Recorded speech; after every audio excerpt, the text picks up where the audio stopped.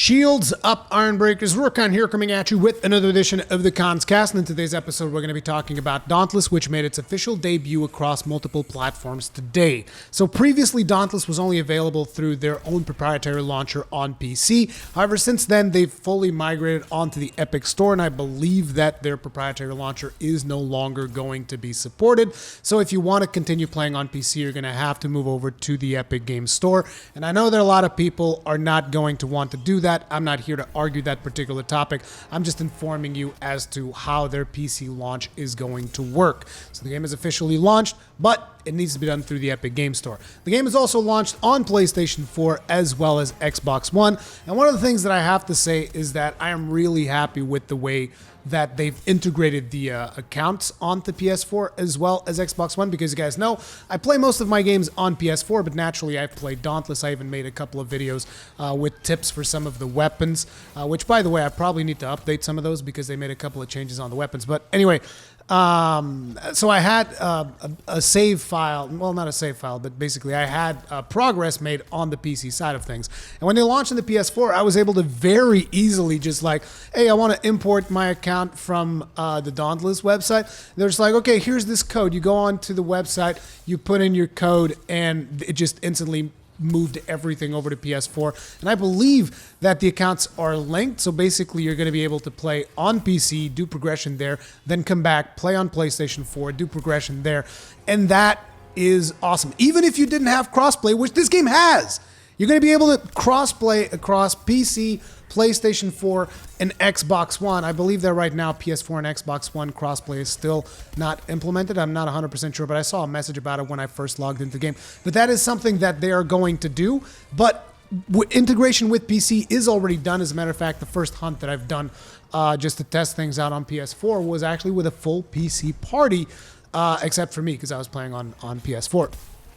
And that is just friggin' fantastic. It's like, even if you couldn't do crossplay, just the fact that you can actually do cross progression is such a big deal to me, because I keep asking for this whenever there's a game that launches on a platform first and then launches on another platform, because you usually have friends. Some of your friends will want to play on PC. Some of your friends will want to play on Xbox. Some of your friends will want to play on PS4, and everybody's scattered all over the place. And to be able to just bring all of your friends onto one single game, regardless of the platform that they're playing, is just something that I really, really want to support and really, really want to encourage moving forward. Again, I cannot emphasize how important that is.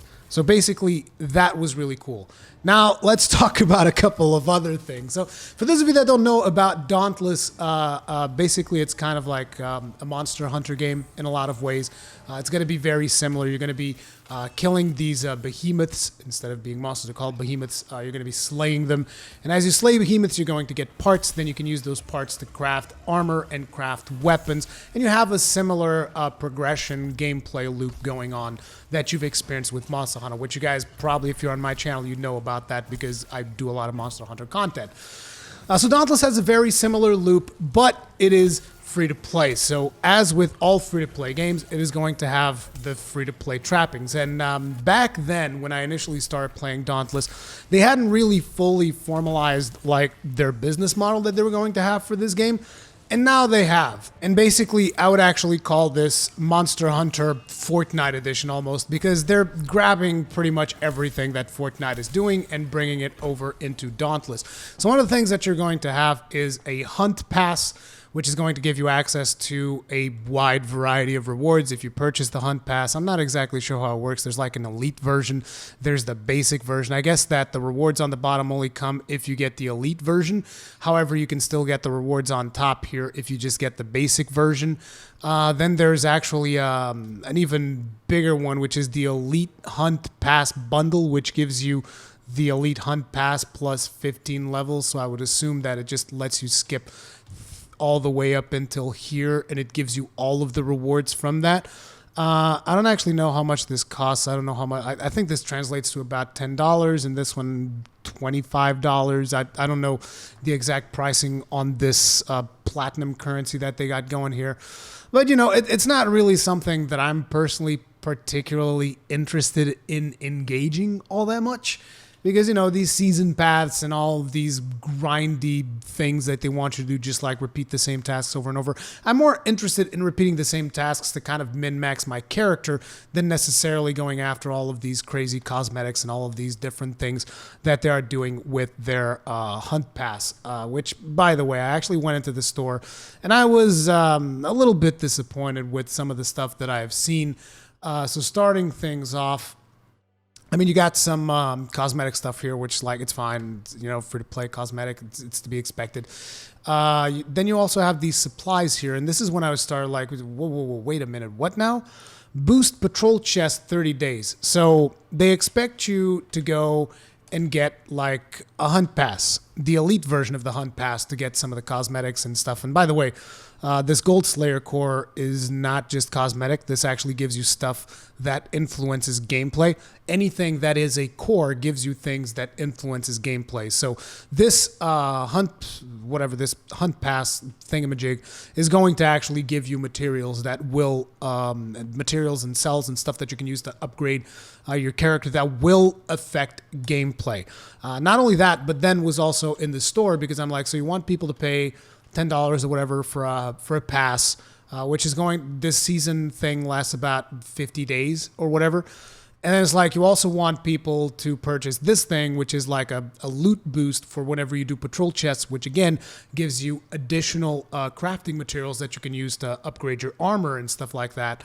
And if you purchase this, you get more of those upgrades whenever you complete the daily patrol chest loot thing. And then there's these middleman ace chips. And I was like, what the hell are those middleman ace chips? What are these even for? So I went looking, and I'll be honest, I didn't dive too deep into this. I was just curious to see what the system behind these chips was. And there's this new dude over here called the middleman. And if you go up to him, you got these little things here. I'm not sure what you call them, exchangers, whatever. But basically, in this game, you're going to be collecting these power cell things that you see here. And these power cells, you can get these by killing monsters and all of that stuff. And then there's a system here where you can basically pick up 2 power cells that you don't want and meld them into what I assume is a random power cell. And those ace chips, whatever they're called, can be used to speed up the process so that you can get this thing a little bit faster. You can also purchase additional, I just want to call these melding pots because it's a little bit easier for people that have played Monster Hunter to understand. You can purchase this additional melding pots that you can then put more cells into. Each of these merges apparently lasts about 22 hours or whatever, and then you would get a new thing to do. But yeah, that's what those things are for. So yeah, I was a little bit disappointed with that. And some of you guys might be looking at this and you're like, well, what about these assault packs and stuff? Well, these particular potions, you can craft them. It's fairly easy from what I remember to just go out and farm the materials. There's just like bushes and stuff whenever you are hunting that you can just gather so that you can craft these potions. There are transmog stones. These are basically cosmetic. They will allow you to change the look of your armor and all that stuff. And then there's the support supply pack, which I actually don't know what these are. This is so you can heal people. I believe that these might also be craftable as you progress through the game. I don't know about the airstrike beacons, but yeah, you can buy these as well. So there's a bunch of stuff that you can buy, and the problem that I have, again, is that there's already like the Elite Hunt Pass. Then on top of it, there's a loot chest boost, and then there's these ace chips, and it's just there's so many free-to-play trappings in here that I kind of became a little bit conflicted. Because on the one hand, I've been pretty passionate about this game. If you guys have seen me play this game, you know that I like what I've played of the game up until this point. I particularly like the gameplay. I like the fact that you got different weapons. Basically, I like the loop, because it's the Monster Hunter loop, and you guys know that I like Monster Hunter type gameplay. It's 4-player co-op. The monsters do scale down if you do not have a full party with you, so you can solo if you want to. As a matter of fact, they made a change at some point that you can now have 3 revives when you go onto a quest, which means that you can actually die through 3 times and get rezzed back up, which makes it even more similar to Monster Hunter. So it's not as co-op demanding as it used to be in the past, because I believe that in the past monsters didn't even scale down. Not 100% sure on that. but you really want it to have a full party. It's still more fun if you have a party of friends with you to hunt the behemoths and stuff. It's still more fun. It still makes it a little bit faster. It's still, it's more efficient usually to go with more players. But for you guys that prefer to solo, that want to do all of that stuff, just know that as far as I'm aware, it is viable. It is a little bit more demanding. So, it's just mostly about practicing, mastering your weapon, and once you know what to do, getting the right elements against the monster that you are fighting, because there's also, elemental affinities and stuff like that. So ice monsters are weak to fire, fire monsters are weak to ice. I believe that lightning monsters are weak to stone and vice versa. Basically, I don't know all of the elemental affinities by head. But yeah, there's elemental affinities, and you crafting the proper armor with the elemental resistances to go against the monsters that you are fighting. And then on top of it, there's also extensive customization in the form of these cells, which I can actually show you guys right now. You can see my loadout here. I got the Hostian repeaters because I was testing out. This is a new weapon that they've actually just implemented into the game. Right now, the game has 6 types of weapons. As you guys can see here, we got swords, axes, hammers, scythes, war pikes, and now we got these dual guns. The dual guns are actually a lot of fun.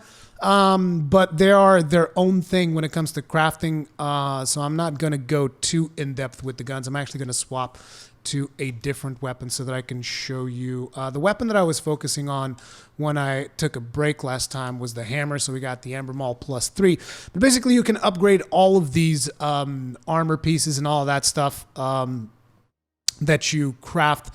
I believe that they all go up into +15, which is actually really cool, because previously you wouldn't want to upgrade certain armor pieces because, I'm going to be replacing that armor piece in the future, so it doesn't make a lot of sense to upgrade. Whereas now you can take pretty much all of any armor piece that you get onto endgame through just successive upgrading. Whereas previously it wasn't like that. So they've simplified that a little bit. Same thing with the weapons. You can take weapons all the way up until endgame if you want to. So you can just pick a weapon that you really want to focus on. But naturally, you will want to take into consideration the elemental affinities and all of that stuff. But anyway, as I was saying, so you can, beyond customizing the stuff that you get from your weapons, like you can see here, for instance, the Ember Maul, it's going to have +1 Evasive Fury, which is a special skill, which I will show you, which you guys can actually see on the bottom right-hand side. 4% attack speed for 8 seconds after dodging through an attack. But basically, it also has a new special modifier, which is the 5th hit in a row deals +50% stagger damage. And a lot of weapons have gotten this new special modifier, which, enables you for different play styles and stuff like that, which means you will want to look at every weapon and see what every weapon does, because a lot of them have these special effects now. But on top of that, there's also different modifications that you can add. I don't even know what the different modification is for the hammer with the concussive salvo, but there's also another special mod that you can have. And then there's these cells, and these cells will further allow you to build up. These kind of work like decorations in Monster Hunter World, and this will further allow you to really customize your set. So my set right now, which is what I was doing the last time that I played Dauntless, was a set for actually farming ice monsters, because you guys can see that I have a lot of ice resistance and I have a fire weapon. So basically this was really good for farming ice type behemoths, and that's what I was working on at the time. I believe that I was farming Pangars. I'm not exactly sure why, but either way, this is my ice set, and you guys can change a couple of things here with the Rage Hunter cells and whatnot, but you don't need to have a full-on same set for everything. You can mix and match the sets as you see fit. As you guys can see right here, I could equip an Ember helmet if I wanted to. Right now my helmet's unequipped because I'm in the city, but you can mix and match this so that you can get different skills out of each armor set, and you can mix and match sets as you see fit. I don't actually know if you can save different loadouts though. I haven't messed around with it too much. But yeah, if you can't save different loadouts now, you can believe that you'll be able to do so pretty soon. You can also customize the color of it, although I don't really remember. Oh, here we go, Dian Transmog. You can customize the color of each of your different sets as well. Oh, interesting. I have this red color, but I don't actually own it. You can customize it through the colors, and you can also do transmogs if you have transmog stones, which you'll have to buy for real money. which I wish you had a couple of more options with colors before going into premium, but you guys know what the deal is. I mean, if you've played something like Warframe, you know what to expect from colors and customizations and that kind of stuff. It's always going to be something that is more of a premium type thing that you will have to invest some money in. On top of it, they're also going to give you stuff like titles, sigils, and banners, emotes, like all. Again, it's the Fortnite treatment. You know, you got your season pass and you got a lot of cosmetic stuff that you can do. So overall, how do I feel about Dauntless? Well, my biggest complaint on the PS4 version was something that I also kind of had sometimes on the PC version, which was the performance. I mean, I don't know. Sometimes the game would be running super smooth, 60 FPS. Other times I would run into FPS issues. And with the PS4 version, it just seems like the optimization is, you know, it's still not there. Like, they still need to do some work in optimizing the game itself. I like the visuals, though. I really like the art style. A lot of people are going to say that it also has a similar art style to Fortnite, and, you know, it does have that kind of like more cartoony art style, which it is what it is. Either way, I like it. I like the animations. I like the combat. I like just about everything about this game when it comes to the gameplay elements. The biggest thing for me that kind of put me in a bit of a conflicted mood towards it was the business model when they start adding all of this free-to-play stuff. And it is a free-to-play game at the end of the day, so it is to be expected. I'm not saying like, oh, this is not right or anything like that. No, it's a free-to-play game. They should do whatever the hell they want with it. It's just a business model that doesn't appeal to me as much. And one of the things that I then started noticing as well as I was navigating through these menus was I was looking at this mastery thing. And basically, this is just straight up grind mode engaged to the max. Like, look at this. Hunt Boreas. Hunt Boreas wearing Boreas armor 10 times. Craft all Boreas armor. Upgrade Boreas armor to +6. Upgrade to +10. Deal 5 million damage to Boreas. Hunt Dreadfrost Boreas while taking less than 100 damage solo. It's like, this is for one monster. Then you have a list like this for every single monster to level up your mastery. And there's monsters that I haven't even unlocked yet. But on top of it, it goes beyond that. So here's your axe affinity task, which is like do all of this damage to behemoths with Terra Axe, Shock Axe, Umbral Axe. And I don't know if it's like, what do you mean? Do you mean do it 50,000 times 8? Because there's like 8 squares there. I mostly have played the hammer pretty much. You guys can see there. Stagger behemoths 10 times with any hammer. 6 out of 10 until, I don't know, my next time that I complete it. And then it's like, on top of just having a generic hammer master, you have one for every single hammer in the game. You have one for every single... It's like, you don't have to complete these things, but it's just, I'm not a huge fan of my whole sense of progression being driven by fill all these bars. And again, understand, I'm not criticizing the game in terms of progression from a gameplay mechanic standpoint. I'm just saying that, like, I think I would be happier if those bars weren't there. Maybe that's kind of weird. Maybe I'm just showing my age at this point. But, you know, it is what it is. The free-to-play things about the game, you can either take it or leave it. But one thing's for sure, I'm going to be playing this game. I'm probably going to be doing some updated videos on the weapon tips and stuff like that as soon as I get some more hours into it, now that I'm kind of like getting back into it and checking out all of the different things that you can do and trying to farm for additional armor sets and all of that stuff. I'm going to be trying to figure all of that out and give you guys tips as I go along. But I know for a fact that all of this free-to-play stuff that is around it does kind of make me not want to dedicate as much time to it. It's almost like, I wish, can you just like charge me $40 and just give me the whole package and not nickel and dime me over the next 6 months or so? Like, just ask me for money. And instead of asking me, oh, give me $10 and then give me more, just ask me for a lump sum and give me like a plan that I can just like, here you go. Here's the whole game, you know? But, you know, it's free to play, so it is what it is. Anyway, thank you all very much for watching. What do you guys think about Dauntless for PlayStation 4? I think it's great. I've been wanting to get Dauntless on PlayStation 4 because I have a couple of friends of mine that pretty much only play PlayStation, and I wanted them to check out Dauntless, so I'm going to be playing that with them for sure. Again, I cannot emphasize how amazing it is that it has crossplay and cross-platform, and all of that stuff is really cool. Even though I know that a lot of the PC players are going to be like, but it's on Epic, and I don't like Epic because they have these shady business practices, and I understand. But at the end of the day, it's still a free-to-play game, so technically speaking, you're not really giving Epic any money by playing the game if you don't put anything into the microtransactions. But either way, that is going to be up to you guys. Let me know what you think about Dauntless. Have you tried it out? If you haven't, do try it out, because again, it's free to play. Just try it out. See what you think about it. Thank you very much for watching. If you guys enjoyed this video, hit it up with a like. If you didn't like the video, hit it up with a dislike. If you're new here, subscribe. Hit the bell notification icon so you're actually notified whenever I make a new video. Stay strong, and may your shields never break.